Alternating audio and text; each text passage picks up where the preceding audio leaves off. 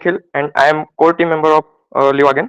I would like to welcome all you here in this incredible platform called Leogain.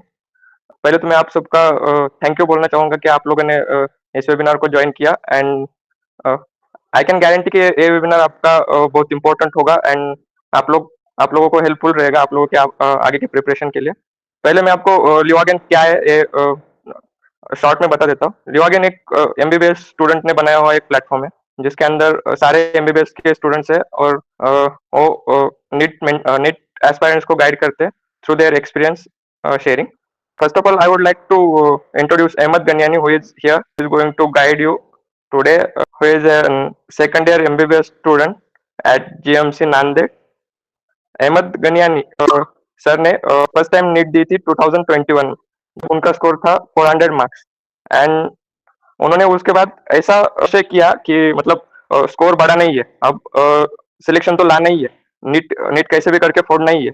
तो उन्होंने बहुत अच्छे से मेहनत करके फिर नीट 22 दिया जिसके अंदर उनका फाइनल स्कोर था 645 marks and now he is pursuing his MBBS. I would like to call Ahmed to give your intro here. Thank you so much, Nikhil, for your kind introduction, and I'm looking forward for discussing topic in this session. Thank you. I would like to introduce next mentor who is here to guide you, Prasanna Kabra, who is pursuing his MBBS degree in GMC Latur, which is again one of the prestigious institute of Maharashtra. Uh, I would like to call Prasanna to intro yourself. Thank you very much, Nikhil, for such a perfect introduction. तो आज इस webinar का जो है मोटो basically क्या होने वाला है मैं आपको एक्सप्लेन करता हूँ। सबसे पहले तो एक बात ध्यान से समझो कि आज का जो ये वेबिनार होने वाला है, this is basically mean to deal with common problems. अब आप सभी के माइंड में क्वेश्चन आ रहा होगा कि common problems in the sense क्या होता है, राइट? तो कॉमन प्रॉब्लम्स का मैं सिंपल यहाँ पर एक मतलब बताऊंगा आपको। इसका मतलब होता है रिलेटेबल प्रॉब्लम्स। मतलब अभी इस स्टेज पर आप कौन से प्रॉब्लम्स को फेस कर रहे हो और उसके हम आपको एक परफेक्ट आंसर देने की कोशिश करेंगे, तो उसको हम कहते हैं कॉमन प्रॉब्लम्स। अब जैसा कि मैंने बताया, देखो दो प्रकार के प्रॉब्लम्स होते हैं। पहला है यस और नो वाले problems, in the sense leading questions, मतलब ऐसे सवाल जो आप पूछते हो जिसका आंसर यस और नो होता है, बराबर। फॉर एग्जाम्पल एक क्वेश्चन है कि क्या मैं अभी से पढ़कर एम्स दिल्ली क्रैक कर सकता हूं क्या, है ना? तो इसका आंसर क्या आएगा? इधर यस और नो। तो एक बात ध्यान से समझो कि ये जो यस और नो वाले प्रॉब्लम्स है, इसका बाय डिफॉल्ट आंसर हमेशा आपको यस ही रखना है। हमेशा बाय डिफॉल्ट आंसर क्या रखना है? यस रखना है। क्या मैं एम्स दिल्ली क्रैक कर सकता हूं? बिल्कुल कर सकता हूं। क्या मैं 700 मार्क्स ला सकता हूं? बिल्कुल ला सकता हूं। क्या मैं नीट में ऑल इंडिया रैंक 1 ला सकता हूं? बिल्कुल ला सकता हूं। तो ऐसे प्रॉब्लम्स जो कि यस और नो वाले आपके माइंड में आ रहे हैं, ना तो ये आपको यूट्यूब पे सर्च करने हैं कि व्हाट इफ आई स्टार्ट, मतलब क्या मैं एम्स दिल्ली क्रैक कर सकता हूं, क्या मैं 720 जा सकता हूं। बिल्कुल आपको सर्च करने की जरूरत नहीं है। आपके पास उतना पोटेंशियल हमेशा अवेलेबल होता है कि आप यस और नो वाले प्रॉब्लम्स को मतलब हमेशा यस बोलो और कोई भी चीज को आप टैकल कर सको। समझ गए? तो नथिंग इज इम्पॉसिबल। अब एक बात ध्यान से समझो कि जो ये होता है सक्सेस, ठीक है, सक्सेस क्या होता है? एक टेस्टी डिश होता है। तो इस टेस्टी डिश को बनाने के लिए हमारे पास क्या रिक्वायर्ड होते हैं? इंग्रेडिएंट्स रिक्वायर्ड होते हैं। कौन से इंग्रेडिएंट्स रिक्वायर्ड होते हैं? For example patience, right? Patience होना चाहिए, इंटेलिजेंस होना चाहिए, फिर क्या होना चाहिए? एक्सपीरियंस भी होना चाहिए। लेकिन इस डिश के अंदर most important constituent is salt. अगर हम नमक ऐड करेंगे तो उस टेस्टी डिश की डिलीशियसनेस और ज्यादा इनहेंस हो जाएगी।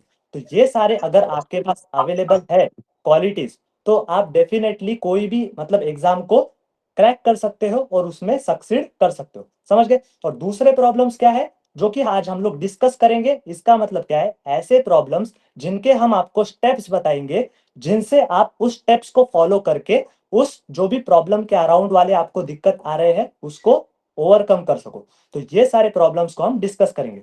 तो ऐसे प्रॉब्लम्स को हमने क्या नाम दिया? कॉमन प्रॉब्लम्स या फिर रिलेटेबल प्रॉब्लम्स, राइट? ओके। अब एक बात मैं आपको पहले ही बता दूं कि अगर आपके माइंड में कोई भी क्वेश्चन हो तो आप बिल्कुल चैट बॉक्स में ऐड कर सकते हो और हम उस क्वेरी को आंसर करने की कोशिश भी करेंगे, राइट? ओके। सो दूसरे कौन से प्रॉब्लम्स है? Relatable problems. अब रिलेटेबल प्रॉब्लम्स के अंदर मोस्ट इंपॉर्टेंट पहला प्रॉब्लम फॉर एग्जाम्पल अभी आने वाली है दीपावली, बराबर। दीपावली आने वाली है तो सभी के माइंड में क्या होता है कि दीपावली के टाइम मतलब दिवाली के टाइम अच्छे से पढ़ाई नहीं हो पाती या फिर आपको दिक्कत आती है मतलब टाइम को मैनेज करने में, राइट। तो पहली प्रॉब्लम क्या है? दिवाली। रिलेटेबल है बिल्कुल, 10 दिनों के बाद दिवाली है, ये प्रॉब्लम आपके लिए बहुत इंपॉर्टेंट है, समझ। राजेश, एक सेकेंड, राजेश आपका कैमरा ऑफ करिए।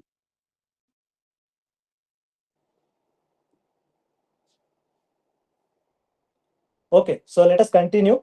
तो दिवाली है ना, सभी को पता है Diwali is the festival of lights, बराबर है। तो लाइट का मतलब क्या होता है? सभी को पता है लाइट का मतलब होता है पॉजिटिवनेस। मतलब आपने अंधेरे में लाइट लगाया तो लाइट क्या करती है? चारों डायरेक्शन में रोशनी फैलाती है, मतलब पॉजिटिवनेस फैलाता है ना। तो light, festival of light is the festival of positiveness. तो हमेशा कभी भी दीपावली आपके माइंड में पॉजिटिव एनर्जी होनी चाहिए और निगेटिव थॉट्स बिल्कुल आपके माइंड में आने नहीं चाहिए। Negative thoughts in the sense, आप सोचते हो कि सिलेक्शन नहीं हुआ तो कैसा, क्या दिवाली में पढ़ाई होगी या नहीं होगी, तो नहीं, ये निगेटिविटी को डिनोट करता है। तो ये नहीं जो फैक्टर है ये आपको दिमाग में लाना ही नहीं है, आपको हमेशा पॉजिटिव सोचना है ना। दूसरी चीज, अब यहाँ पर आपके पास बेनिफिट्स क्या है? दिवाली के अंदर आपके पास बेनिफिट्स क्या है? आप सभी कोचिंग को जाते हो, कोचिंग ऑफलाइन होती है, तो कोचिंग का नंबर ऑफ ड्यूरेशन बहुत ज्यादा होता है, मतलब number of hours for coaching is much higher.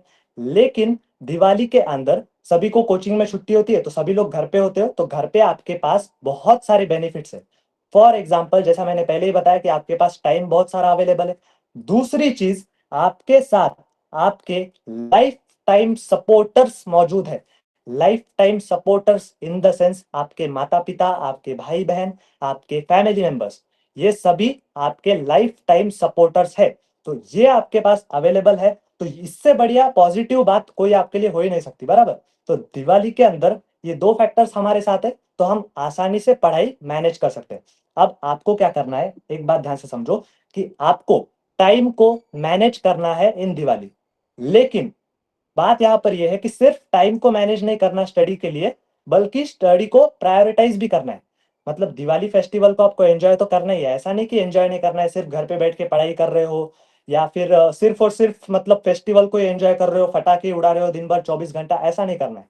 आपको मैनेज करना है स्टडी को अलोंग विथ योर दिवाली, है ना। तो management, but not only management, management with prioritization, prioritization is very important। तो प्रायोरिटाइज किसको करना है? आपको स्टडी को।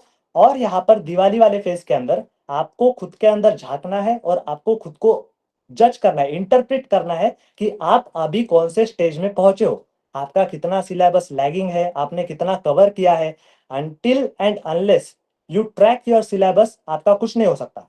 तो you have to track the syllabus. तो इस वजह से दिवाली के अंदर आपको क्या करना है? एक तो मैनेज एंड प्रायोरिटाइज। दूसरी चीज क्या करनी है? You have to track yourself कि आप कहां पर हो और आपको कहां जाना है। क्लियर सभी को? Okay, so this is the way you can manage Diwali, मतलब फेस्टिवल ऑफ लाइट्स को एंजॉय भी करना है, पढ़ाई भी करनी है और बिल्कुल अच्छी तरह से मतलब मैनेजमेंट करके प्रायोरिटाइज करना है चीजों को। Clear? Okay, so this is the first point. Next point will be discussed by Ahmad sir. So मैं तो मेरे वर्ड्स इस कोट से स्टार्ट करना चाहूँगा जो कि सबको मैक्सिमम लोगों को पता होता है। एक ये है कि कौन कहता है कि आसमान में सुराख हो नहीं सकता? कौन कहता है आसमान में सुराख हो नहीं सकता? एक पत्थर तो तबीयत से उछालो यारो। तो मैंने इस कोट से स्टार्ट क्यों किया? इसका एक रीज़न है कि अभी स्टूडेंट्स को इस मोमेंट पे लगता है कि 6 मंथ्स बचे हैं, पढ़ाई होगी या नहीं होगी। हम लोग अभी स्टार्ट किए तो क्या होगा, और अभी तक स्टार्ट कर दिए हैं बट अभी से कैसे पढ़ना चाहिए, ठीक है। तो नामुमकिन जैसी कोई चीज़ होती नहीं है, तो इसीलिए हमने इस सेशन को इस टाइम पर रखा है कि आगे चल के आपके दिवाली वेकेशंस आने वाले हैं। प्रसन्न सर ने बताया कि दिवाली में क्या प्रायोरिटी रहनी चाहिए हमारी, ठीक है। तो इसको ही कुछ डिटेल में डेप्थ में बताऊंगा कि दिवाली में आप लोगों को पढ़ना कैसे है। तो अब कॉमन टॉपिक जैसे प्रसन्न सर ने बताया, तो इसमें से एक कॉमन टॉपिक ये भी आता है कि अगर स्टूडेंट्स ने अभी तक पढ़ाई नहीं स्टार्ट की, समझो वो अगर 12th स्टैंडर्ड में है या फिर 11th स्टैंडर्ड में है या फिर रिपीटर है, ठीक है। तो उसमें अगर किसी ने अभी तक पढ़ाई स्टार्ट नहीं की तो मैंने क्या बोलना है कि कुछ करना बेटर है कुछ नहीं करने से, ठीक है। तो अगर आप रिपीटर है तो मैं आपसे ये बोलूंगा कि 6 मंथ्स आपके पास अभी भी है, बहुत कुछ हो सकता है 6 मंथ्स में। तो आपको मैं बताऊंगा आगे क्या करना है। 12th स्टैंडर्ड को 1.5 महीना 12 बोर्ड्स में जाता है, तो उससे पहले कैसे अप्रोच करना है अपने पढ़ाई को। और मुझे ऐसा लगता है कि आप लोगों ने इस वेबिनार को अटेंड किया तो बहुत लोग ऐसे होंगे मैक्सिमम कि उन्होंने पढ़ाई सीरियसली ली है, इसीलिए तो आज इस वक्त अपने वक्त को इस टाइम आपके टाइम को इस वेबिनार में यूटिलाइज कर रहे हैं, ठीक है। तो आपने स्टडी सीरियसली ले ली है। तो मैं अब ये कंटिन्यू करूंगा कि आपने अभी तक पढ़ाई स्टार्ट नहीं की फॉर एग्जाम्पल, तो अब पढ़ाई कैसे करना है। सबसे पहले हमारा टास्क मेन क्या है, हमारा मोटिव क्या है। नीट 2025 में हमें एक बहुत अच्छा स्कोर करना है। उससे पहले 6 मंथ्स हमारे पास है, उसमें बहुत सारे चीजें होंगी आपके लाइफ में। अगर 12th वाला बंदा है तो उसकी बोर्ड भी रहेंगी, बोर्ड्स के बाद उसको फाइनल राउंड्स रहेंगे। तो आपके पास अगर देखा जाए तो 3 साढ़े 3 महीने हैं आपका सिलेबस अच्छे से कवर अप करने के लिए, ताकि आपको आगे चलकर दिक्कत ना आए। और रिपीटर्स के पास मैं ये समझूंगा कि 4 to 4.5 मंथ्स है आपका सिलेबस अच्छे से कवर करने के लिए। तो आपको क्या करना है कि अभी ब्रॉड अप्रोच सोचना है कि 6 मंथ्स में मुझे क्या करना है, मेरा स्कोर क्या रहना चाहिए। एक मैनिफेस्टेशन सुना होगा आप लोगों ने, मैनिफेस्ट करना होता है कोई चीज तो वो चीज होती है, ऐसे साइंटिफिकली प्रूवन है, ठीक है। तो आपको आपका स्कोर दिमाग में रखना है कि मुझे ये स्कोर लाना है, उसके लिए मुझे ये करना चाहिए। तो 6 मंथ्स में मुझे क्या करना चाहिए, इतनी मेहनत करूंगा, ये सॉल्व करूंगा, ये हो गया, तभी मेरा स्कोर इतना आएगा, ठीक है। तो आपको लिखना है बुक पेन लेकर कि मुझे ये करना पड़ेगा, मुझे बैकलॉग नहीं रखना पड़ेगा। वो कैसे करना है हम आपको बताएंगे, ठीक है। तो आप पहले ब्रॉड वे में देख लेंगे कि 6 मंथ्स में आपको कैसे अप्रोच करना है सब्जेक्ट को, स्टडीज को, आपके टाइम को यूटिलाइज कैसे करना है। फिर देखना है कि 1 मंथ में मैं क्या करूंगा, ठीक है। 1 मंथ में मेरे ये टॉपिक्स कवर अप हो जाने चाहिए। अब वो टॉपिक्स कैसे हो सकते हैं, आपके ट्यूशन में या आपके कोचिंग में जहाँ पे भी आप पढ़ रहे हो, आपके यहाँ कुछ स्पेसिफिक टॉपिक्स चल रहे होते हैं। तो मुझे ऐसा लगता है कि फिजिक्स केमिस्ट्री ऐसे सब्जेक्ट्स में पर मंथ 2 से 3 या 4 मैक्सिमम टॉपिक्स कवर होते हैं। तो हमें सोचना है कि चलो ये आगे के 4 टॉपिक्स जो कवर होंगे हमारे कोचिंग के साथ, उसके अलावा हम जो रिवीजन अभी तक हुआ है उसका करना है। तो रिवीजन कैसे करना है, ठीक है। ये सब होने के बाद आपको देखना है कि ये करने के लिए मुझे एक दिन में क्या करना होगा। अभी भी कहता हूँ कि आपको नंबर ऑफ आवर्स जो कितने घंटे पढ़ते हैं वो मैटर नहीं करेगा यहाँ पे। आपको बस देखना है कि इस 1 मंथ में ये करना है तो 1 डे में क्या करना है, ठीक है। तो वैसे ही दिवाली वेकेशंस है, आपको बहुत लोगों को वेकेशंस इंजॉय भी करने हैं। और देखना है कि वेकेशंस में हम इस टाइम के अलावा पढ़ाई को कैसे अच्छे से टाइम दे सकते हैं। तो वो पढ़ाई को टाइम देने के लिए आपको शेड्यूल बनाना होगा, ठीक है। और आपको ब्रॉडली सोचना होगा कि मैंने इस टाइम पर ये किया तो इसका क्या परिणाम हो सकता है। अगर मैंने टाइम पास किया, मैंने टाइम ऐसे ही डाल दिया, तो हम हमारा competition 25 lakh, more than 25 lakh students है अभी, तो बहुत लोग पढ़ रहे होंगे। तो सोचना है इस टाइम पर, अब जैसे आपके हॉलीडेज रहेंगे, आप बहुत लोग घर जाएंगे, बहुत लोगों के घर वहीं होते जहाँ उनके कोचिंग होते, तो उस हॉलीडेज में आपको देखना है कि मेरे कोचिंग का टाइम पहले इतना था, मैं इतना पढ़ता था, पढ़ती थी। फिर उसके बाद मैं वेकेशन है, मैं इतना एंजॉय भी करूंगी या करूंगा, उसके अलावा जितना भी टाइम है मैं पढ़ूंगा, और उससे ज्यादा टाइम हम दे सकते हैं, ठीक है। तो ये ब्रॉडली सोचना है। अब डेप्थ में कैसे सोचना है आगे डिस्कस किया जाए। तो नेक्स्ट टॉपिक प्रसन्न। ओके, तो बहुत अच्छे तरीके से अहमद सर ने आपको बताया। Now the next relatable topic that I will discuss is winter, है ना, बराबर। तो विंटर टॉपिक है ना, विंटर इज अप्रोचिंग, और सभी जगह ये काफी ट्रेंडिंग चल रहा है कि विंटर आर्क करना है सभी को, विंटर में बॉडी बनानी है, विंटर में ये सब करना है, ये सब करना है। ये बहुत कॉमन होता है, लेकिन हमें सिर्फ सोचना नहीं है, हमें एग्जीक्यूशन करना है ना। विंटर आर्क को हमें इम्प्लीमेंट करना है बॉडी बनाने के लिए नहीं, मतलब कॉन्सेप्ट्स को स्ट्रॉन्ग करने के लिए और नीट एग्जाम में सिलेक्शन को इंश्योर करने के लिए। तो विंटर में ब्रॉडली दो दिक्कत आती है। पहली जो दिक्कत तो मुझे तो बहुत आती है, अभी भी आती है, लेकिन पहली जो दिक्कत है वो ये होती है कि सुबह उठना नहीं होता है ना, सुबह बहुत ठंड होती है, तो सुबह क्या होता है आप उठ नहीं पाते। और दूसरी चीज यहाँ पर क्या होता है विंटर में कि आप उठ जाते हो लेकिन आप इफेक्टिवली पढ़ नहीं पाते हो। तो विंटर के अंदर आपको क्या करना है, best way to manage your sleep is to manage your sleep cycle, है ना। स्लीप साइकिल का मतलब क्या होता है, आप कितनी बजे सोते हो कितनी बजे उठते हो, राइट। तो अब एक बात ध्यान से समझो कि आप अपना अभी विंटर को आने को टाइम बाकी है, बराबर।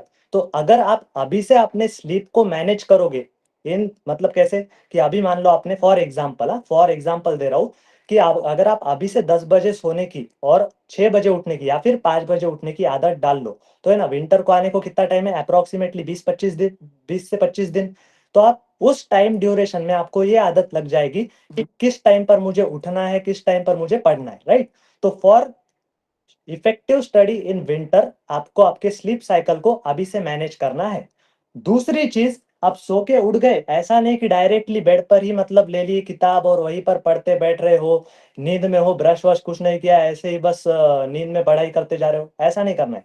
सुबह उठना है, फ्रेश वगैरह होना है, एकदम सतर्क होके पढ़ाई को बैठना है, समझ गए। तो इन दैट वे आप अगर फ्रेश होके पढ़ाई करने बैठोगे तो आसानी से आप मतलब विंटर वाली जो भी आपको प्रॉब्लम है, ठंड बज रही है, पढ़ाई नहीं हो रही है, तो उसको मैनेज कर सकते हो।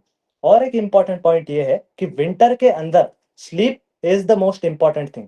काफी लोग क्या करते हैं, सिर्फ 2-3 घंटे सोते हैं और फिर बाद में फिर बोलते हैं कि हमारी पढ़ाई नहीं हो रही, है ना। ऐसा नहीं होता, आपको approximately in scientific terms 6 to 7 hours of sleep बहुत इंपॉर्टेंट होती है। उतने टाइम तक आपको सोना ही चाहिए। और स्लीप सिर्फ और सिर्फ आपको आराम देने के लिए नहीं होती, स्लीप के टाइम आपका सबकॉन्शियस माइंड एक्टिव होता है और जो भी आपने दिन भर में पढ़ा है वो सारी चीजें वो आपके माइंड को रिकॉल कराता है। इसलिए स्लीप करना है, सोना है 7 घंटा और फिर फ्रेश होकर एक्स्ट्रा एनर्जी के साथ एकदम पढ़ाई को लगना है और विंटर को भी यूटिलाइज करना है। क्लियर सभी को। तो this is all about winter. Next question will be discussed by Ahmad sorry, sir. Sorry for disturbing. जिन लोगों को भी डाउट्स है वो प्लीज मैसेज मैसेज के बॉक्स में डाल सकते हैं। At the end of session our mentor will answer them definitely. Continue, Ahmed. ठीक है, तो प्रसन्न ने बहुत बढ़िया बोला है कि विंटर को कैसे अप्रोच करना है। अब हम लोग तो सोचते नहीं सीजन के बारे में नॉर्मली यूजुअली, बट विंटर को अप्रोच करना ये भी एक स्मार्ट वर्क है। ठीक है, जितना आप स्मार्ट वर्क करोगे उतना आपके लिए बहुत ज्यादा बेनिफिट है। ठीक है, तो उसके बाद मैं रिलेटेड टॉपिक पे आता हूँ कि या तो 12th स्टैंडर्ड हो या तो रिपीटर हो, उनके पास अभी कम टाइम बचा है। रिपीटर के पास 6 मंथ्स है सिलेबस को वाइंड अप करने के लिए, 12th के वाले के पास भी 6 मंथ्स है, बट उसको स्मार्टली अप्रोच करना पड़ेगा क्योंकि बोर्ड एग्जाम्स है। ठीक है, तो आप लोगों को अभी क्या करना है, अभी तक जितना भी सिलेबस हुआ है उस उतना लिख कर निकालना है और बाकी की जितना सिलेबस है उतना देखना है। अब रिपीटर्स के बहुत ज्यादा नंबर्स हैंगे बाकी, क्योंकि अभी स्टार्ट हुआ है। ठीक है, तो आपको क्या करना है, रिपीटर्स जो लोग हैं उनको ट्राई करना है कि नंबर ऑफ टेस्ट अभी से, अब स्मार्ट वर्क तो जरूरी है हार्ड वर्क के साथ, इसीलिए 1 ईयर में जो स्मार्ट वर्क हार्ड वर्क के साथ करता है अच्छे से, उन्हीं का सिलेक्शन अच्छे नंबर से होता है। अगर आप लोग समझ लोगे कि मुझे बस इतना इतना स्कोर करना है जीएमसी मिल जाएगा, बट अभी तो आप लोग देख ही रहे हो कि कट ऑफ्स क्या जा रहे हैं। ठीक है, तो ये भी बोलूंगा कि कट ऑफ्स के बारे में मत सोचो, बस अपने आप को मोटिवेट रखने के लिए कट ऑफ देखना जरूरी है कभी कभी। ठीक है, तो रिपीटर आप लोग ऐसे कर सकते हो कि हर टेस्ट अब स्मार्टली अप्रोच करना है, हर टेस्ट एक भी टेस्ट छोड़ना नहीं है। क्यों नहीं छोड़ना है, क्योंकि जो हम पढ़ रहे हैं, हम्म, अब या तो टेस्ट जो हम पढ़ रहे हैं वीकली में उसी का टॉपिक पे रहेगा।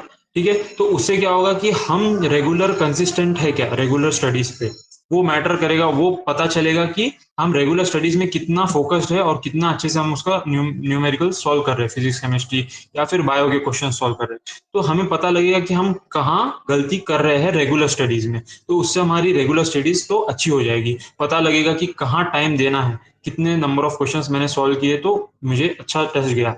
टेस्ट किसी का अच्छा नहीं जाता, क्योंकि टेस्ट भी सिखाता है कि और क्वेश्चंस है, जितना तुमने किया है उसके अलावा भी बहुत क्वेश्चंस है, और ये आपको लास्ट मोमेंट तक पता चलता रहेगा कि बहुत सारे क्वेश्चंस होते हैं। ठीक है, तो टेस्ट देखना है कि मैंने जितना किया हो रहा है क्या। फिर दूसरे टेस्ट ऐसे आते हैं कि जो मैंने पिछला पढ़ा था, पहले पढ़ा था, उसका रिवीजन मैंने किया क्या, उसके बाद मैंने वो टेस्ट दी क्या। अगर मैंने रिवीजन नहीं किया और वो टेस्ट दी, फिर भी हमें याद आ रहा है कि हमने ये पढ़ा था, इसका मतलब हमने उस टाइम पर वो चीज़ को अच्छे से पढ़ा था। और जो रिवीजन कर दिए और फिर याद आया और हुआ तो बढ़िया है, और बट रिवीजन करके भी याद नहीं आ रहा है तो ऐसा सोचना है कि वो टॉपिक मेरा वीक है। एक सेपरेट नोटबुक बनाना है, उसमें हर टॉपिक हर सब्जेक्ट के लिखना है जो मेरे वीक है, फिर धीरे धीरे धीरे धीरे उसको कवर करना है। अब टेस्ट को ऐसे अगर आप अप्रोच करेंगे कि रेगुलर स्टडीज में टेस्ट को मैंने अच्छे से इंक्लूड किया, बिना डरे टेस्ट दिए, बिना चिंता किए कि मेरा सिलेबस कंप्लीट हुआ या नहीं, उस टेस्ट का मैंने टेस्ट दी और उससे सीखा। आप जब तक ये नहीं करोगे ना तो आपका हम कुछ बोल नहीं सकते। तो टेस्ट जरूरी है, टेस्ट देना है और उसके बाद उसका एनालिसिस करना है। ऐसा नहीं सोचना कि एनालिसिस में टाइम जाता है, वो टाइम बहुत बढ़िया है। अगर वो टाइम आपने दे दिया तो आपको आगे चल के जो प्रॉब्लम्स फेस करने पड़ेंगे वो नहीं, शायद से नहीं करने पड़ेंगे। क्यों? क्योंकि वो टेस्ट सिखाती है कि आज जो हमने गलत किया, अगर शायद कल मैं अगर नीट का एग्जाम देता तो मेरा ये टॉपिक गलत हो सकता था, तो हमें चांस मिलता है कि उस टॉपिक को सही कर देने का। इसी तरह ट्वेल्थ स्टैंडर्ड वाले रिपीटर्स तो पिछला रिवीजन करते करते करेंगे, और ट्वेल्थ स्टैंडर्ड वाले क्या सोचेंगे कि अगले 2 ढाई महीने के बाद मैं बोर्ड एग्जाम की प्रिपरेशन चालू कर दूंगा। तो 2 ढाई महीने में मुझे कैसे भी करके, अभी मोस्टली सिलेबस खत्म हो गया है, कैसे भी करके एटलीस्ट मेरे वीक टॉपिक्स खत्म कर दूंगा। ठीक है, वीक टॉपिक्स मेरे खत्म हो गए तो मुझे पता चलेगा कि एक डिसेंट स्कोर मेरा आ रहा है मॉक टेस्ट में। ठीक है, ताकि अब बोर्ड एग्जाम्स के बाद जब हमारा ब्रेक रहता है 1 या 1.5 महीने का, उस ब्रेक के बाद जब आप वो फाइनल टेस्ट सीरीज दोगे, ठीक है, तो वो फाइनल टेस्ट सीरीज में ऐसा नहीं है कि आपको अभी कुछ गलत, आप मतलब आपकी कोई गलती हो रही है कोई टॉपिक्स में, तो उस फाइनल मॉक टेस्ट में गलती नहीं होगी, तब भी होगी। और ऐसा नहीं है कि आपका सब कुछ खत्म हो गया, या ट्वेल्थ या फिर रिपीट, आपका कुछ ऐसा भी रहेगा टॉपिक जो कवर नहीं होंगे। जैसे मैं भी रिपीट जब कर रहा था तब मेरे भी कुछ टॉपिक्स, फिजिक्स के 4 to 5 टॉपिक्स मेरे बैकलॉग में थे, बट मुझे लास्ट फाइनल मॉक टेस्ट के टाइम पर मैं दिन में 2 टेस्ट पेपर देता था, एक सुबह 10 से 1 और शाम में 5 से 8। तो 2 टेस्ट रेगुलर देता था, उसके बाद उसका एनालिसिस करता था, उसके अलावा उसको उस टॉपिक को बूस्ट करता था जो मेरा वीक है। ठीक है, ऐसा नहीं है कि मेरे बैकलॉग नहीं थे, मेरा सब कवर हो गया था, बट एक आइडियल वे में बता रहा हूँ कि ऐसा करना चाहिए। क्या होता है, एक्सपीरियंस जब आता है ना इंसान को, तब क्या बेहतर हो सकता था उस टाइम पे तो पता चलता है। तो फाइनल मॉक टेस्ट के टाइम पे मेरे कुछ फिजिक्स के बड़े चैप्टर, जैसे रे ऑप्टिक्स हो गया, वेव ऑप्टिक्स हो गया, फ्लूइड मैकेनिक्स हो गया, ऐसे बड़े चैप्टर्स 5 चैप्टर्स मेरे पेंडिंग थे। तो मैंने मेरे मेंटर से पूछा कि मेरे 5 टॉपिक्स कवर कैसे करूं मैं, क्योंकि टेस्ट तो रेगुलर दो दो हो रहे हैं, उसके बाद एनालिसिस करना है, उसके अलावा पढ़ना है। तो मेरे मेंटर ने मुझे बताया कि उस टॉपिक को थोड़ा थोड़ा थोड़ा जैसे उन्होंने बताया वैसे मैंने फॉलो करते हुए किया। तो मैंने डेडिकेटेड टाइम देके उस टॉपिक को अच्छे से कवर किया, और नीट में मेरा एक भी क्वेश्चन उस टॉपिक का गलत नहीं हुआ। मेरा फिजिक्स में स्कोर था 170, 2 भी सिली मिस्टेक थे मेरे, इसलिए मेरा वो 2 क्वेश्चंस नहीं हो पाए। बाकी तो सिली मिस्टेक के अलावा ही कोई मिस्टेक नहीं थी मेरी, तो सब टॉपिक मैंने अच्छे किया। तो इसका क्या लेसन मिलता है कि बैकलॉग रहने के बाद भी हम बढ़िया तरीके से उसको एग्जीक्यूट कर सकते प्लान को, और अच्छे से अपना सिलेबस कवर कर सकते। तो मेरा ये मानना है, मेरा ये बोलना है आपको कि आप लोग जितना जल्दी हो सके सब कुछ अच्छे से करने की कोशिश करो, और जितना भी गलतियां हो रही है वो लिख के रखो एक बुक में, और वो बुक को देखते रहो कि मैंने आज ये मेरी मिस्टेक पर काम किया क्या।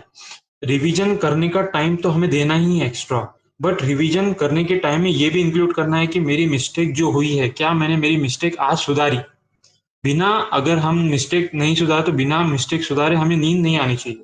ठीक है, तो बुक इसलिए जरूरी है कि हमें देखना है कि ये मेरी मिस्टेक थी, मैंने कवर की क्या। ठीक है, तो ताकि नेक्स्ट एग्जाम में, नेक्स्ट टाइम जब मैं उस टॉपिक पर कोई क्वेश्चन सॉल्व करता हूँ तो मेरी मिस्टेक रिपीट नहीं होनी चाहिए। ठीक है, उसके आगे का टॉपिक प्रसन्न सर बताएंगे।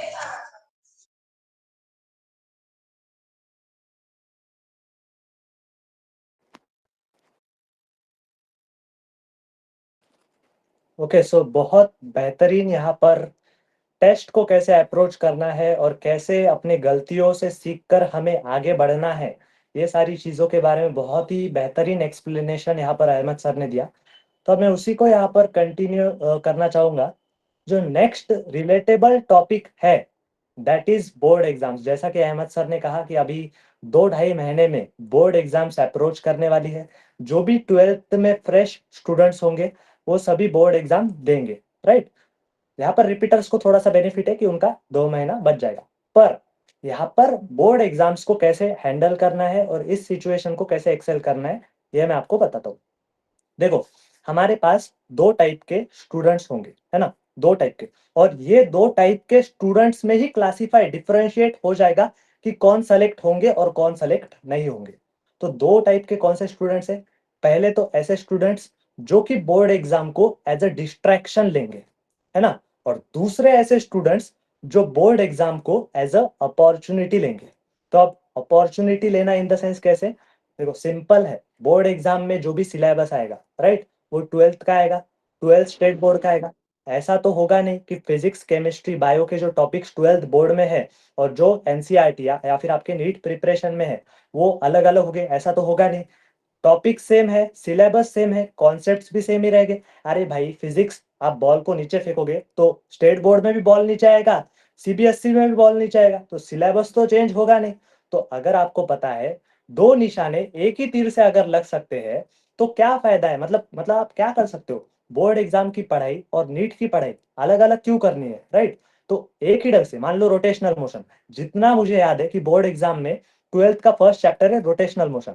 और सभी को पता है फिजिक्स के अंदर रोटेशनल मोशन का कितना ज़्यादा इंपॉर्टेंस होता है, राइट? तो अगर आप बोर्ड एग्ज़ाम पढ़ते समय, मतलब उसकी पढ़ाई करते समय, मैं तो ऐसा बोलता ही नहीं कि बोर्ड एग्ज़ाम की अलग पढ़ाई है। मतलब रोटेशनल मोशन पढ़ते समय अगर आप कॉन्सेप्ट्स नीट के ही स्ट्रॉन्ग कर लो एज़ रोटेशनल मोशन के लिए, तो आपका डेफिनिटली बोर्ड एग्ज़ाम में भी हो जाएगा। तो ऐसे बोर्ड एग्जाम को एज अ अपॉर्चुनिटी लेना है। पहले तो क्या देखना है, बोर्ड में कौन से चैप्टर्स है, और वो चैप्टर्स को आपको लिखना है, और वही चैप्टर्स को एज अ प्लान आप क्या करते हो, अलग अलग जगहों से प्लानिंग लेते हो, बराबर, कि कौन से चैप्टर्स को कैसे आगे बढ़ना है, कौन सा पहले करना है। तो बोर्ड एग्जाम आपको चांस दे रहा है कि ये सारे चैप्टर्स आप कवर कर सकते हो। तो board is not a distraction, whereas it is an opportunity to cover massive syllabus. मैं तो ऐसा कहता हूँ, अगर आप बोर्ड का सिलेबस भी कवर करते हो नीट से रिलेटेड, तो आपका नियर अबाउट 55% सिलेबस कवर हो सकता है बोर्ड एग्जाम की पढ़ाई करते समय।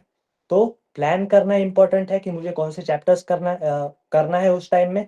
दूसरी चीज, सिर्फ और सिर्फ प्लान करना इंपॉर्टेंट नहीं है। सभी लोग प्लान बनाते, प्लान सभी बनाते, जिसको नीट में 10-20 नंबर आने वाले उसने भी कुछ ना कुछ प्लानिंग बनाई होती है। तो सिर्फ प्लान करना इंपॉर्टेंट नहीं है, दो चीजें हमेशा साइमल्टेनियसली होनी चाहिए, planning as well as execution.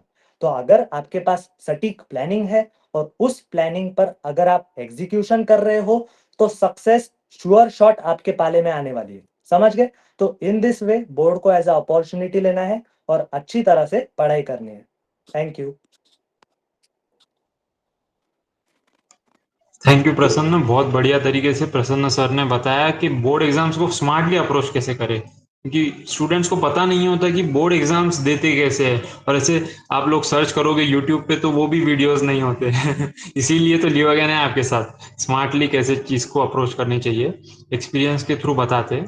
तो आप लोगों को मैं बस इतना कहना चाहूंगा कि लास्ट मोमेंट तक बने रहिए, आपके हर क्वेश्चंस के आंसर्स दिए जाएंगे। तो बस हम लोग आपका पेशेंस देख रहे हैं कि आप लोग कितना आपके ड्रीम को लेकर सीरियस है। ठीक है, तो बोर्ड एग्जाम्स बहुत अच्छा टॉपिक बताया प्रसन्न सर ने कि आपको as a opportunity to cover massive syllabus. ठीक है, वो एक ऐसे कोई भी चीज को देखने का तरीका, हमारा जो नजरिया होता है, उसको अगर हम उस नजरिए को अच्छे से रखते हैं, जैसे अगर कोई प्रॉब्लम हमारी लाइफ में आती है, तो अगर हम उस प्रॉब्लम को एज अपॉर्चुनिटी देखते हैं कि इसमें क्या पॉजिटिव है मेरे लिए, ठीक है, तो उस इंसान को आगे बढ़ने के लिए बहुत कम टाइम लगता है। ठीक है, तो आपको अगर आगे बढ़ना है, आपको बहुत जल्दी आपको सक्सेस चाहिए, मैं ऐसे नहीं बोलूंगा कि इसका कोई शॉर्टकट शॉर्टकट कोई नहीं होता है, बस आपको सीखना है। आपके आसपास के लोगों से सीखना है। आपको कभी भी ऐसे कोई आपका अगर आईना बताए, ऐसे लगता है ना कि कोई मुझे मेरी बुराई कर रहा है, कि कोई आपको बता रहा है कि यार तेरे इतने ही मार्क्स है, तो ऐसा नहीं सोचना कि यार ये मेरी मेरी तो बुराई कर रहा है। तो ऐसा नहीं सोचना, क्या सोचना है कि यार ये मुझे मेरा मिरर बता रहा है, ठीक है? मिरर देखना और उसमें से सीखना कि क्या गलतियां हैं हमारे अंदर, क्या खामियां हैं हमारे अंदर, और उसको अच्छे से लिखना और देखना कि नेक्स्ट टाइम मैं ये नहीं करूंगा, ठीक है? तो आगे बढ़ने से आपको कोई नहीं रोक सकता।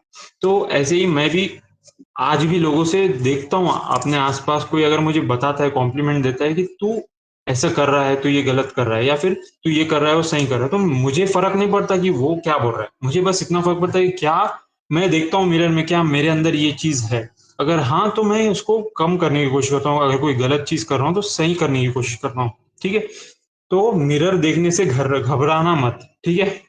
तो उसके अलावा अब आगे का टॉपिक मैं कंटिन्यू करना चाहूंगा। नेक्स्ट टॉपिक ये है कि स्टूडेंट्स जो है उनके मार्क्स बढ़ते नहीं है, बहुत मेहनत करते स्टूडेंट्स। मैं भी फर्स्ट अटेम्प्ट के टाइम पर बहुत मेहनत करता था। ऐसा लगता था कि क्या यार, इससे ज्यादा मेहनत मैं क्या कर सकता हूँ, मेरे मार्क्स तो बढ़ ही नहीं रहे।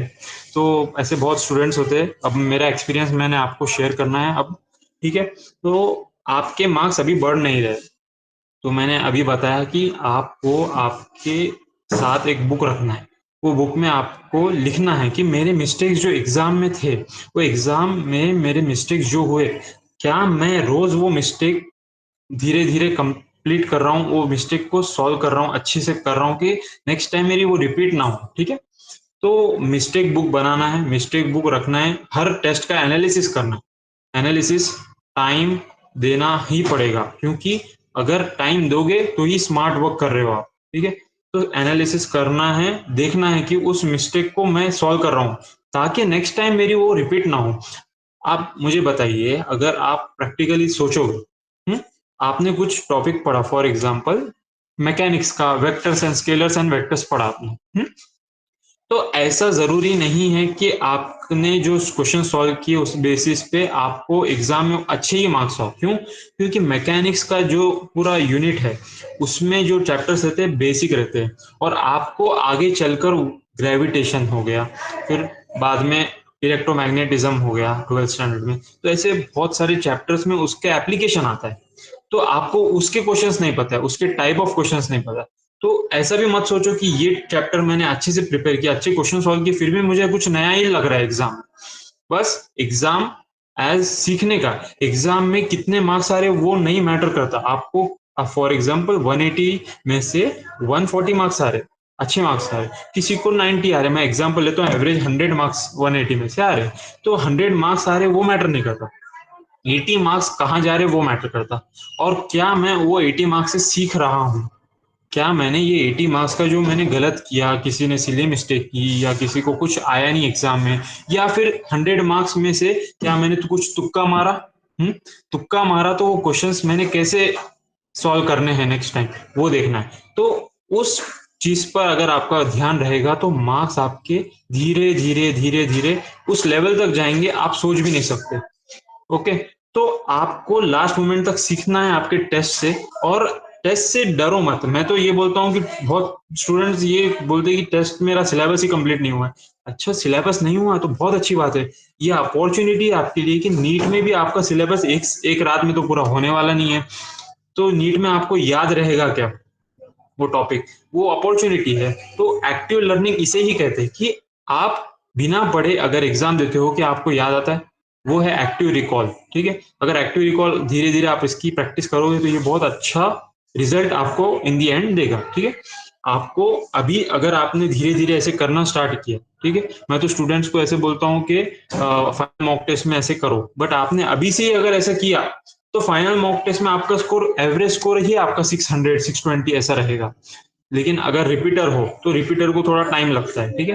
रिपीटर को कोई बात नहीं, आज 400 स्कोर आ रहा है, कोई बात नहीं, आज 300 स्कोर आ रहा है, हमें कोई लेना देना नहीं है क्या मेरा स्कोर जा रहा है। उस टॉपिक में मैंने अच्छे से उसको कंसेप्ट क्लियर किया। मेरे नेक्स्ट डे मेरा आज टेस्ट हुआ, नेक्स्ट डे मेरे मेंटर के पास गया, पूछा मैंने कि मेरा ये टॉपिक मैंने ऐसे पढ़ा था बट मुझे एग्जाम में सॉल्व करने नहीं आया, तो आपके मेंटर आपको बताते हैं, आपके मेंटर्स जो आपके कोचिंग में होते हैं या फिर कोई और होते हैं, ठीक है, वो लोग जो स्मार्ट वे में सॉल्व करते हैं, उनका जो एक्सपीरियंस होता है इतने सालों का, वो जो स्मार्ट वे से सॉल्व करते हैं आपको बताते हैं, तो उससे आपके दिमाग में वो प्रिंट रहता है कि चलो ये टॉपिक को मैंने बहुत लेंदी वे में अप्रोच किया, तो क्या स्मार्ट वे में मैं अप्रोच कर सकता हूँ, ठीक है। तो आपको डरना नहीं है आपकी गलतियां लोगों से शेयर करने के लिए, ताकि आप उससे सीख सको। हम्म? आपको बस रेगुलर वे में कंसिस्टेंट रहना है, तैयारी करना है, आपकी गलतियों से सीखना है। और डेफिनेटली हमारे टाइम पर तो हमें हमारे ट्यूशन में जब कुछ एमबीबीएस स्टूडेंट्स जो लगे रहते, हमारे इंस्टीट्यूट टॉपर्स होते हैं, अच्छे मार्क्स वाले होते, उन लोग जब आते थे हमें गाइड करते थे, तो हमें ऐसा लगता था यार हमें इनसे बात करनी चाहिए, हमें हमारे पर्सनल प्रॉब्लम शेयर करने चाहिए, क्योंकि टीचर्स टीचर्स के पास हम हर चीज़ तो शेयर नहीं कर सकते थे। तो बट हमें मेरे साथ वाले लोग तो इंस्टाग्राम वगैरह पे सोशल मीडिया पर नहीं थे, बट उन्होंने वो चीज़ डाउनलोड की, क्योंकि देखना है उनका नंबर कहीं से मिल सकता है क्या।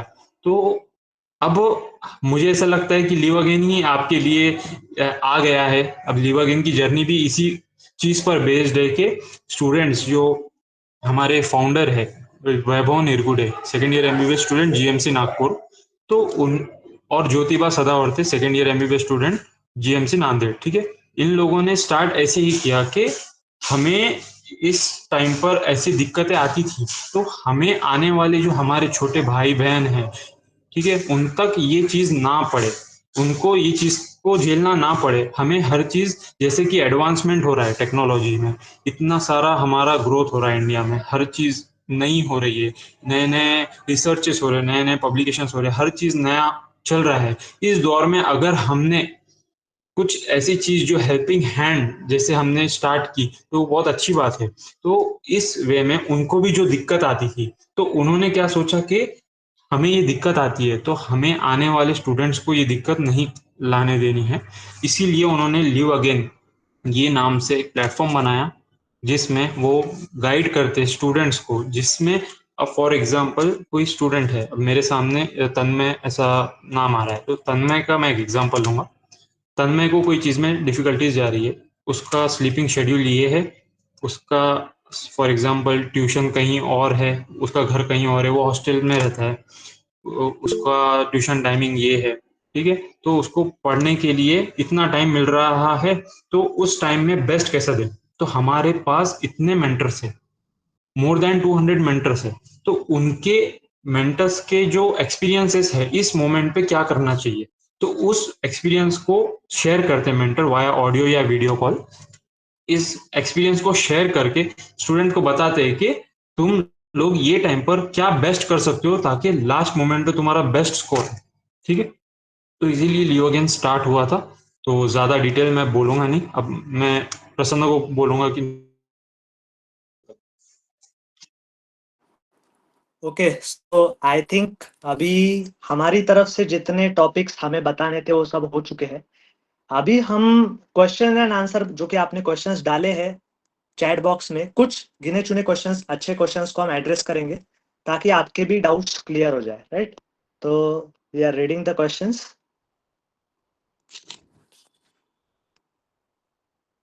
ओके, तो यहाँ पर एक क्वेश्चन मुझे दिख रहा है, कितने घंटे सोना चाहिए। I think I have already answered this question कि 6 to 7 hours of sleep is essential. Marks constant आ रहे हैं, बिल्कुल अच्छी बात है, मार्क्स कांस्टेंट आ रहे हैं, आपकी गलतियां ज्यादा हो रहे हैं, तो आप ज्यादा सीख सकते हो, जैसा कि अहमद ने बताया, है ना। तो यही क्वेश्चन थे। और अहमद, अभी आप बाकी क्वेश्चंस को भी डिस्कस कर सकते हो। तो मैं क्वेश्चन पढ़ रहा हूँ, आनंद सेन बहुत क्वेश्चंस लिख रहे हैं, ठीक है। दो पॉसिबिलिटी तो रहेगी, या तो होगा या फिर नहीं होगा। There are limited seats in MBBS and हर साल स्टूडेंट्स बढ़ रहे हैं, बट सीट्स तो लिमिटेड अप्रोक्स 20 स्टूडेंट्स होते हैं एग्जाम के लिए। अब मैं तो 5 लाख से सीरियस है उसमें, लगभग 1 लाख। बाकी लोग क्या करेंगे, वो चाहे जितना होने, जितना स्कोर के हम कि हम कर सकते, वी कैन डू इट, हम लोग नेगेटिव है बट इस पॉसिबिलिटी। देखिए आनंद सेन, मैं ये बोलूँगा, आपने कैलकुलेशन तो अच्छा किया है, बट मुझे बताइए, अगर आप आपके ड्रीम को लेकर सीरियस है, आपको एमबीबीएस करना है, आपको डॉक्टर बनना है, ठीक है, तो क्यों देखना कि 20 लाख हो या 30 लाख हो या 1 करोड़ स्टूडेंट्स एग्जाम दे रहे हैं, ठीक है, ये नहीं देखना कितने लोग एग्जाम दे रहे हैं। आप अगर आपके ड्रीम को लेकर सीरियस हो तो आपका कॉम्पिटिटर आप खुद है। मैंने बोला आप आपके गलतियों से सीख रहे हो तो आगे जा रहे हो, अगर नहीं सीख रहे हो तो बिल्कुल आपके बाजू वाला आगे जाएगा ना, ठीक है। तो आपको, जैसे प्रसन्न ने बताया दिवाली में कैसे पढ़ाई करना चाहिए, दिवाली में अगर आपके पास प्रॉपर शेड्यूल होगा तो ही आप आपको उसको स्मार्टली एग्जीक्यूट कर सकोगे ना। तो आपको ये नहीं देखना है कि 20 लाख 30 लाख कितने लोग एग्जाम दे रहे हैं, ठीक है। 5 लाख सीरियस होते हैं, ठीक है, मैं भी फर्स्ट अटेम्प्ट में सीरियस था, मैंने टाइम पास में एग्जाम नहीं दी थी, ठीक है, तो मेरा 464 स्कोर था। बट मुझे, क्या मैं इसको पॉजिटिवली लेकर, मुझे मेरा आईना दिखा, मिरर देखा, मैंने मिरर में देखा, क्या मैंने इसको सीखा इससे? जी सीखा, इसीलिए तो इमीडिएट नेक्स्ट अटेम्प्ट में मैंने 645 स्कोर किया, ठीक है। अगर मैं वहीं उदास होकर बैठ जाता कि मैं अब क्या करूंगा, क्योंकि देने वाले अब अगले साल और 2 लाख स्टूडेंट्स बढ़ेंगे और सीरियस तो बहुत होते हैं, अब मैं नहीं रहा तो निगेटिविटी इंसान को अंदर से खाली कर देती है, निगेटिव रहना नहीं चाहिए हमें। बस मैंने जिस दिन मेरा 464 स्कोर था, नेक्स्ट डे मैंने ट्यूशन को अप्रोच किया, मेरे घर वाले बहुत सपोर्टिव थे, मुझे डिसीजन मेकिंग में मेरे घर वाले बहुत अच्छा सपोर्ट करते, कैसे क्या करना चाहिए। तो इमीडिएट नेक्स्ट 1 to 2 डेज के अंदर ही मैंने कोचिंग इंस्टीट्यूट को अप्रोच किया और मैंने वहाँ के टीचर से बताया, बात की कि सर मुझे फिजिक्स में आज स्कोर मेरा 56 है। 464 जब मेरा फर्स्ट अटेम्प्ट में स्कोर था, मेरा फिजिक्स में 56 स्कोर था, मैं तो डरता था फिजिक्स से। तो मैंने सर को बोला सर मुझे पता नहीं, बट मुझे नेक्स्ट अटेम्प्ट में 720 लाना है, आप मुझे बताइए मुझे क्या करना है, मैं वो करूंगा। कब? जब नीट का रिजल्ट आया उसके विद इन 1 to 2 डेज में मैंने मेंटर से जाके ऐसे किया, कहा कि मुझे ऐसा करना है। अब वो मैं, ऐसा भी मेरे पास ऑप्शन था कि मैं बैठ जाऊं मायूस होकर कि अब मेरा क्या होगा, अब मुझे तो पता नहीं कि अब बहुत सारे स्टूडेंट्स सीरियस है, अब मैं क्या करूंगा। अगर मैं वो सोचता तो मैं आज इस पोजीशन पर नहीं रहता, ठीक है। अगर मैंने मेरी लाइफ को पॉजिटिवली लिया है, मेरा पर्सपेक्टिव देखने का नजरिया पॉजिटिव है, तो वो अच्छी बात है, ठीक है। अगर आप ज्यादा ही निगेटिव हो रहे हो तो आप हमारे मेंटर से पर्सनली कॉल पर बात कर सकते हैं, ठीक है। तो ज्यादा भी सोचना नहीं है। अगर मन में है कि मुझे डॉक्टर बनना है, मुझे एमबीबीएस सीट चाहिए, तो मैटर नहीं करता कि 1 करोड़ एग्जाम दे रहे हैं या 2 करोड़, ठीक है। हमें जितने भी दे रहे हैं हमें इससे लेना देना नहीं है, हमें बस हमारे गोल पर फोकस रखना है। और आपको कभी भी कोई दिक्कत आती है तो हमारे मेंटर्स आपके साथ है, आप कभी भी हमारे से बात कर सकते हैं, ठीक है। Next question. ओके, तो मैं यहाँ पर क्वेश्चंस पढ़ रहा हूँ। Test series के questions in comparison to previous years are too tough. Can we expect such questions in NEET 2025 seeing the competition and previous year controversy? तो इसका मैं सिंपल आपको एक एक्सप्लेनेशन देना चाहूंगा कि आप कह रहे हो कि नेक्स्ट ईयर नीट टफ आ सकता है, इजी आ सकता है। ये सब पॉसिबिलिटीज आपको माइंड में रख के चलना है कि भाई टफ आ जाए तो भी हम प्रिपेयर्ड है, आसान आ जाए तब भी हम प्रिपेयर्ड है ना। आपको ये सोचना नहीं है कि क्या होगा अगर हार्ड आ जाएगा, हार्ड आ गया तो सबके लिए हार्ड आएगा, आपके अकेले के लिए हार्ड नहीं आएगा, बराबर। तो सभी के लिए हार्ड आ रहा है, और अगर आसान आ रहा है तो सभी के लिए आसान आ रहा है। So the thing which matters the most is, अगर पेपर डिफिकल्ट आए तो आप जब भी सॉल्व करोगे आप में वो कॉन्फिडेंस होना चाहिए, और अगर पेपर ईजी आए तो फिर आप में वो पेशेंस होना चाहिए कि आप पेशेंस में ज्यादा उत्साह नहीं दिखाना है कि इतना आसान पेपर है चलो भाई खटाखट खटाखट सॉल्व कर रहे हो। ऐसा नहीं, थोड़ा पेशेंस रखना है, सोच समझ के अप्रोच करना है, बिल्कुल आराम आराम से क्वेश्चंस को सॉल्व करना है। तो पेपर कैसा भी आ जाए आप आसानी से उस पेपर को क्रैक कर सकते हो। Next question. एक क्वेश्चन है, ऑनलाइन टेस्ट दे रहा हूँ, उतना जेन्यून स्कोर आ रहा है तो ऑफलाइन टेस्ट ज्यादा बेनिफिट है ऑनलाइन? देखिए नीट आपको ऑफलाइन देनी है, ठीक है, तो आपको जितना हो सके ऑफलाइन टेस्ट ही देनी है। अगर आप अभी से ऑनलाइन दे रहे हो तो वो सही नहीं है। कुछ लोगों का हो सकता है कि फाइनेंशियल कंडीशन सही नहीं है, इसलिए उन्होंने ऑनलाइन कोचिंग क्लासेस ज्वाइन की है, तो कोई दिक्कत नहीं है, उनके लिए भी मैं बोलूंगा। सिर्फ आपको क्या करना है, अभी जितना हो सके क्वेश्चन प्रैक्टिस रखनी ही है, और नहीं आता है तो सॉल्यूशन देखना है उसका। और लास्ट मोमेंट पे जो फाइनल मॉक टेस्ट सीरीज रहती है तब आपको definitely offline test series join करनी है। ताकि आपका नीट में आपको सही फील हो, ऐसा नहीं लगे कि कुछ नया लग रहा है, ठीक है? तो offline test series is must for NEET aspirant.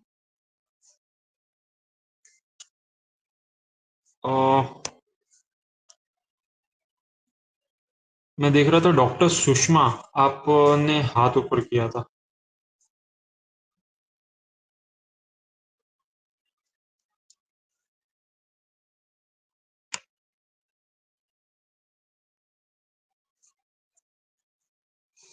Zoya Inamdar, ठीक है। मार्क्स 450 आ रहे हैं और पहले के चैप्टर रिवाइज नहीं हो रहे जैसे सिलेबस बढ़ रहा है। हाउ टू रिवाइज इफेक्टिवली, आपको स्पेसिफिक टाइम अलॉट करना है आपके शेड्यूल में कि इस टाइम पर मुझे रिवीजन करना है।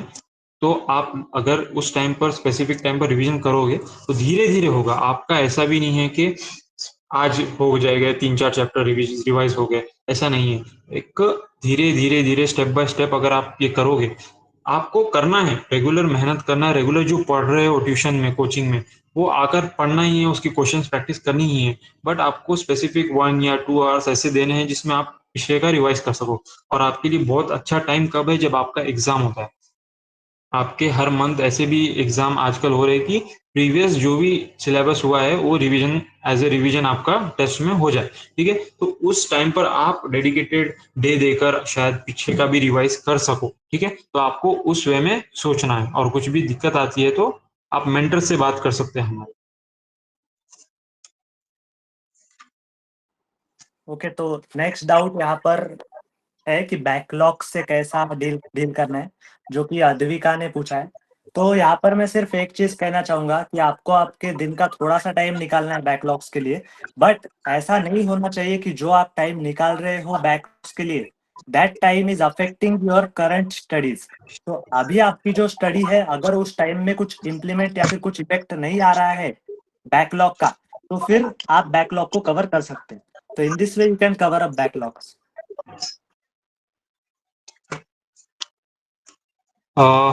बाकी मैं बोलूँगा कि हमने मैक्सिमम ट्राई किया कि क्वेश्चंस के आंसर्स दे सके।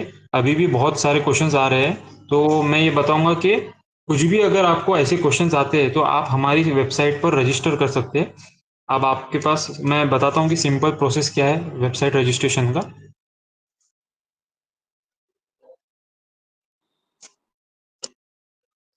तो आप हमारी वेबसाइट पर जा सकते हो। हमारी वेबसाइट है www.liveagain.in, ठीक है। liveagain.in पर आप जाकर आपके सामने ऐसे शो करेगा। इसमें आप देख सकते हो कि यहाँ नीड गाइडेंस में गेट मेंटरशिप का ऑप्शन है, इधर क्लिक करना है। इसमें आप हमारे को मेल भी कर सकते हो अगर आपको कोई इश्यूज हो रहे हैं फिल करने में फॉर्म, या फिर व्हाट्सएप पर बात भी कर सकते हो। फिर इसमें आप आपका first name, last name, mobile number, email address या स्पेसिफिक प्रॉब्लम्स जो भी आपकी है, मेंशन योर डाउट सेशन, इसमें लिख सकते हो कि मुझे बैकलॉग्स क्लियर नहीं हो रहे हैं, मेरे मार्क्स बढ़ नहीं रहे हैं, मुझे ऐसा फील हो रहा है कि मेरा सिलेक्शन होगा नहीं होगा। फॉर एग्जांपल मैंने ये बताया है, ठीक है। अब इसके अलावा भी पर्सनल इश्यूज हो सकते हैं, तो आप लोग हमारी इस वेबसाइट पर ऐसे फॉर्म फिल करने के बाद ये सबमिट वाला ऑप्शन क्लिक कर सकते हैं। उसके बाद आपका डाउट हम तक पहुंच जाएगा और हम लोग, हमारे मेंटर्स आपसे via audio call, video call, आप जब भी जो भी ऑप्शन सिलेक्ट करोगे उस वे में बताएंगे आपको। आपकी टाइम जो भी आपने बताया उस टाइम पर कॉल करके, ठीक है। तो आप लोगों को ऐसे रजिस्टर करना है और हमारे मेंटर्स का जो आप एक्सपीरियंस है वो आपको उससे फायदा उठाना है, ठीक है। और मैं ये कहूंगा कि जो भी बॉयज है उनको बॉयज मेंटर गाइड करेंगे और जो भी गर्ल्स है उनको गर्ल मेंटर ही गाइड करेंगे, ठीक है। और आपको बेस्ट सॉल्यूशन देंगे आपके टाइम के हिसाब से, आपके सराउंडिंग के हिसाब से, ताकि आप बेस्ट स्कोर कर सको, ठीक है। और उसके आगे का प्रसंग बताएगा आपको, आपके लिए एक सरप्राइज है। ओके, तो जैसा अहमद सर ने बताया कि आपके लिए एक सरप्राइज है, तो this is the most important part of today's webinar. हम एक बहुत इंपॉर्टेंट चीज डिस्कस करते हैं। तो देखो, एक गेम खेलते हैं ना, एक सिंपल एक गेम खेलते हैं। मुझे बताओ, आप सभी का ड्रीम क्या है? MBBS, right?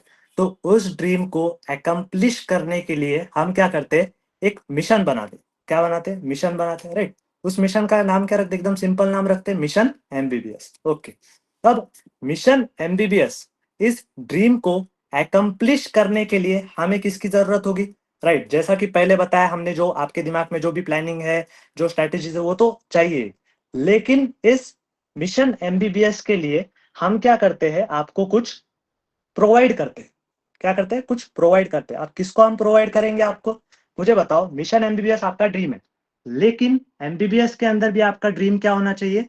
Top medical college में जाना। और सभी को पता है टॉप मेडिकल कॉलेज कौन से है हमारे इंडिया में? AIIMS, right.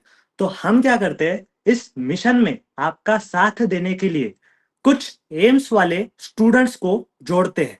क्या करते हैं? कुछ एम्स वाले स्टूडेंट्स को जोड़ते हैं। बढ़िया हो जाएगा, है ना? मतलब आपके पास एक ड्रीम भी है, आपके पास उस ड्रीम को मतलब ड्रीम को चेस करने के लिए हमने जो उस स्टेज में ऑलरेडी प्रेजेंट है, राइट, मिशन एमबीबीएस, उस मिशन के अंदर हम लोग आपको दे रहे हैं। मतलब क्या?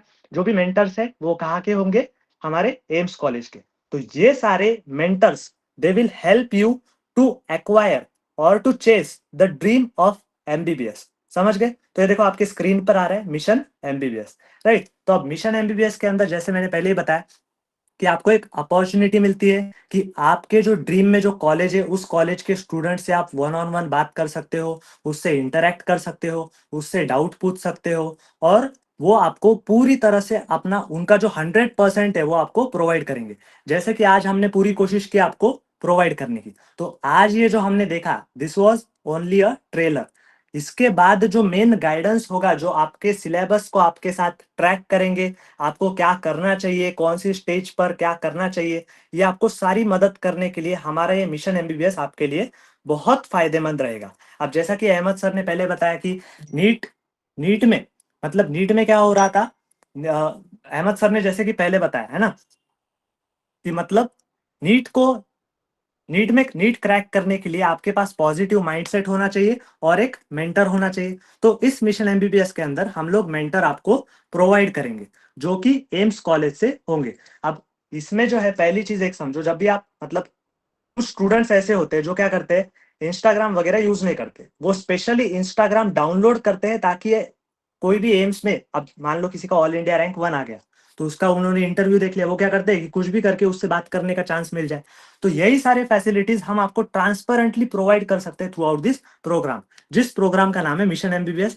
तो इस मिशन एमबीबीएस के अंदर एम्स के मेंटर्स, जैसे कि फिजिक्स के लिए हमारे पास सजल सर है, जो कि AIIMS Nagpur, one of the prestigious college, वहां से बिलोंग करते हैं। केमिस्ट्री के लिए रम्या मैम है, जो कि एम्स रायपुर से बिलोंग करते हैं। फिर बायो के लिए श्वेता मैम है, जो कि एम्स भोपाल से बिलोंग करते हैं। तो ये सारे स्टूडेंट्स आपको इस मिशन एमबीबीएस के अंदर गाइड करेंगे, है ना? तो अब ये आपको गाइड कर रहे हैं, तो इसके लिए एक नॉमिनल कॉस्ट हमने यहाँ पर रखी है, and the cost is 2000 rupees. लेकिन अभी हम इसको क्या कर रहे हैं, एकदम ऑफर में लेकर आ रहे हैं। इसकी प्राइस हम आपको आप भी प्रोवाइड करेंगे इन 999 रुपीज। तो अगर आप 999 रुपीज में एनरोल करते हो, तो आपको, जब तक आपकी नीट हो रही है, तब तक ये आपका हाथ पकड़ के आपको साथ लेकर चलेंगे कि कैसे आपको पढ़ना है, क्या करना है एग्जैक्टली, कैसे करना है ना। और एक बात ध्यान से समझो कि ये जो हमारे मेंटर्स है, they are not less than celebrities. इनका स्कोर आउट ऑफ के लाइन में है, मतलब 720 आउट ऑफ 720 के आसपास वाले स्कोर है। तो ये बहुत एक्सपीरियंस्ड है, बहुत ज्यादा टैलेंटेड है, और बहुत बढ़िया तरीके से आपको गाइड कर सकते हैं। तो इसीलिए मिशन एमबीबीएस आपके लिए बहुत इंपॉर्टेंट होगा। तो अहमद, अगर आप कुछ ऐड करना चाहते हो तो आप कर सकते हो।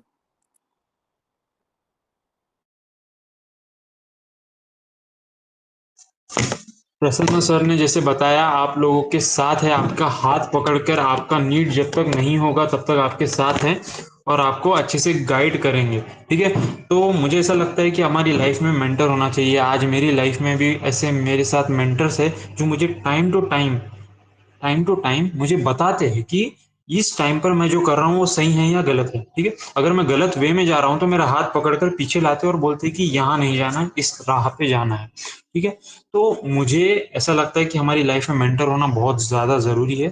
तो मुझे ऐसा लगता है कि आप लोग बहुत ज्यादा फायदा उठा सकते हैं इसका, मिशन एमबीबीएस प्रोग्राम का। तो आपके लिए स्पेशल दिवाली ऑफर है कि 50% ऑफ है, 999 में आप परचेस कर सकते हो। ठीक है, तो इतना ही, बस इतना ही था। और बाकी आपके जो भी डाउट्स है, अभी भी मैं देखता हूँ कि डाउट्स आ रहे हैं, आप लोग लिव अगेन वेबसाइट पर फ्रीली पूछ सकते हो। ठीक है, तो आपको स्पेसिफिक मेंटर कॉल करेंगे। ठीक है, okay, thank you so much ये वेबिनार अटेंड करने के लिए।